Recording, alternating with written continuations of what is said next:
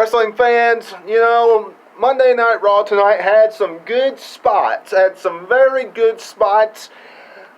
Things leading up to SummerSlam.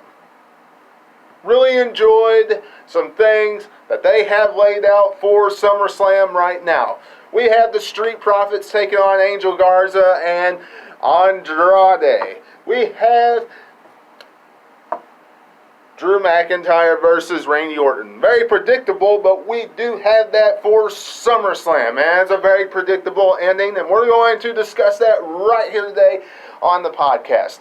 All that plus so much more, including the fact that they bring Mustafa Ali back last week, and yet 1 week later they feed him to almighty cringely Bobby Lashley, and he just keeps on going down. The downward trend for Mustafa Ali and these guys that they bring back, it continues. We're going to discuss that plus so much more right here today on the podcast. Before we do that, you all know what to do. Become a subscriber today. Make sure you hit that subscribe button. Plus, go back and watch anything you missed. Backyard Beatdowns Volume 1 and 2. All that. Plus, reviews and previews and predictions of Raw, SmackDown, NXT, pay-per-views, all that good stuff. It's live on the channel right now. Don't miss it. A lot of good content out there. Let's dive into this Monday Night Raw review, shall we? First things first. Nia Jax. She's paired up with Shayna Baszler in a rivalry right now. Can you imagine this? Just imagine this.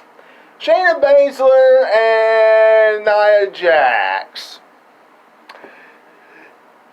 SummerSlam. What if WWE stretched that all the way to SummerSlam? Can you imagine them doing that? That would be brutal.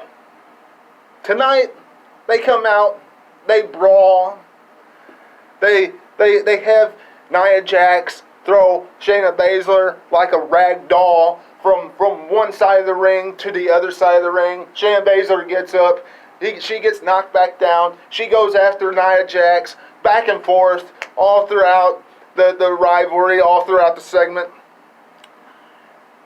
But, seriously, Nia Jax and Shayna Baszler. This is what you bring Shayna Baszler back for? Now, I get what you're doing with the women's division right now. Bayley and Sasha Banks holds all the gold. What are we doing here? Building this entire rivalry with Asuka up to SummerSlam, where we will have Sasha Banks versus Asuka and Bayley versus whoever she's going to face at SummerSlam. Right now it could be Nikki Cross, it could be Alexa Bliss, whoever they pull out of their hat for the SmackDown division. They might even have them go defend their women's tag titles at SummerSlam. But wouldn't it have been better if they brought Shayna Baszler back for a title matchup? Not the irresistible force meeting the immovable object type matchup.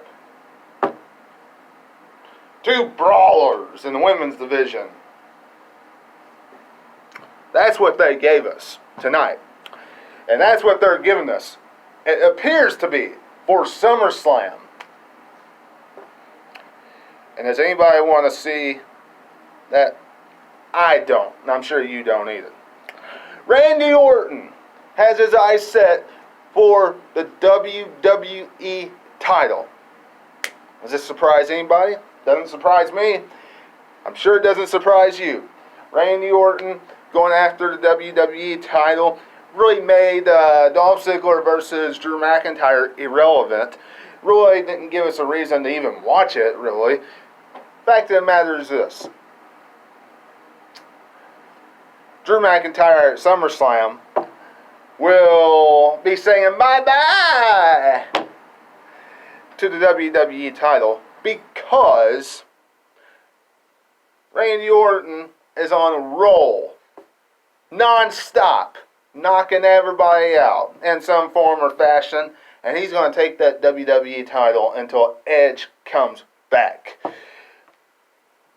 It's a shame Drew McIntyre had the type of run that he's had, even though he's been mowing down everybody. It's a shame the type of run he's had. I mean, that's just all I'm going to say. I mean, I haven't liked the run he's had. I haven't liked the fact that he's mowed down everybody because it's made everybody else look bad. But Randy Orton taking the title off of Drew McIntyre at SummerSlam. And Randy Orton tonight, that RKO out of nowhere, we knew that was going to happen. I mean, we just knew. Now, as far as Sasha Banks winning the title is concerned, yeah, she won by a countout tonight. Let's just face it, she won by a countout, probably to not only protect her, but also to try to ride Kairi Sane off into the sunset. Since how, there's been reports and everything that, they're trying to write her off TV and all this other types of stuff. Well, there you go. The way they just did it, perfect way they could have rode her off into a sunset. Because, let's just face it, they didn't give us a medical update tonight. The only thing they gave us was Asuka screaming! That was it. So, looks like we're going to have Sasha Banks versus Asuka at SummerSlam. Asuka will probably win back the Raw Women's Championship. And Sasha Banks will once again prove that, and I hate saying this, but she doesn't hold the titles that long. Transitional champion. I hate saying that. It bothers me to say that, but that's what she is most of the time. And I don't like saying that, and I don't like that WWE treats Sasha Banks that way, but that's probably what they're using Sasha Banks for in this role. Probably to just transition her right back to giving Asuka the title. Now, we have Mustafa Ali. He just comes back last week. And you already have him losing to Bobby Lashley. WWE, how much sense does this make? To me, not that much. To me, it doesn't make any sense at all. To me, this is just downright stupid. You have Aleister Black playing hurt, so he's not wrestling. Kevin Owens is out. You have Apollo Crews out. You have all these superstars that's not wrestling. So you bring back Mustafa Ali, you put him on Raw, and what do? You have him win 1 week, only to have him lose the second week to Bobby Lashley. And I know I said a few weeks ago that Bobby Lashley should have gotten that United States Championship opportunity, not MVP. But you know what? That was when I was thinking that, somebody was going to bring back the United States Championship to the MVP lounge. And I didn't think the MVP should be the one bringing it back. Give me a break here. You want to get the ratings out of the gutter, you have to rely more on than just one person. Bobby Lashley is not the most popular person on the block. You know, do something with Mustafa Ali. Do something with Ricochet. Do something with Cedric Alexander. Besides have them lose. Cedric Alexander and Ricochet was only in that matchup tonight, that tag team matchup tonight, to decide who's going to face the Street Profits to take the pinfall. I mean, I like seeing them wrestle, but unless it's Face It Wrestling fans, the rivalry was with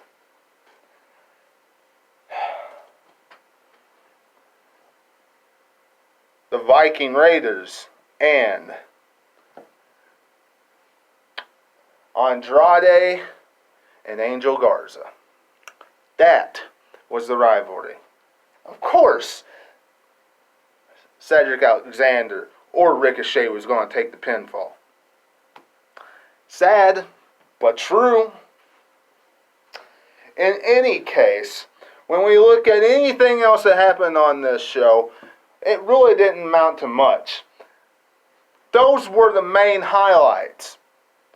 The main big bulk highlights of Monday Night Raw. Mustafa Ali needs to get treated better. He shouldn't have lost on his second week back. This is his second week back and he already has a elk in the column. Doesn't need it. Should have gotten a W tonight. Facing somebody.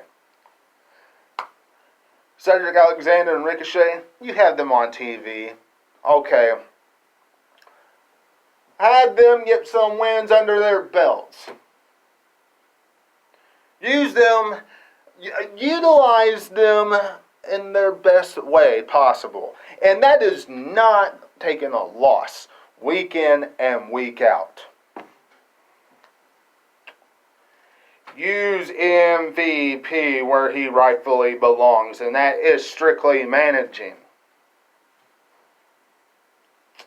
You know, I took a week off of doing Raw and SmackDown reviews. Last week I didn't do one at all. You know, maybe this will help. Maybe watching it from maybe just like a fan's perspective.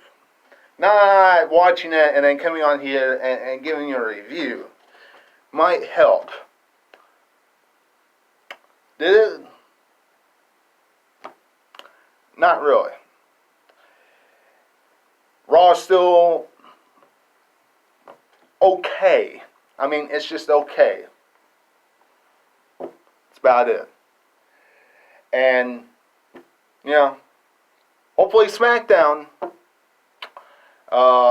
offers an alright show this coming Friday. And NXT, we'll see what happens on Wednesday. But this has been your Monday Night Raw review. I hope you enjoyed it. If you did, leave me a big thumbs up and leave me a comment down below. And of course, go and do all that stuff I mentioned at the beginning of the podcast, which is become a subscriber and all that good stuff. It is appreciated. And until I see you again, this is Webby, and I'll catch all of you on the other side. Talk to you later.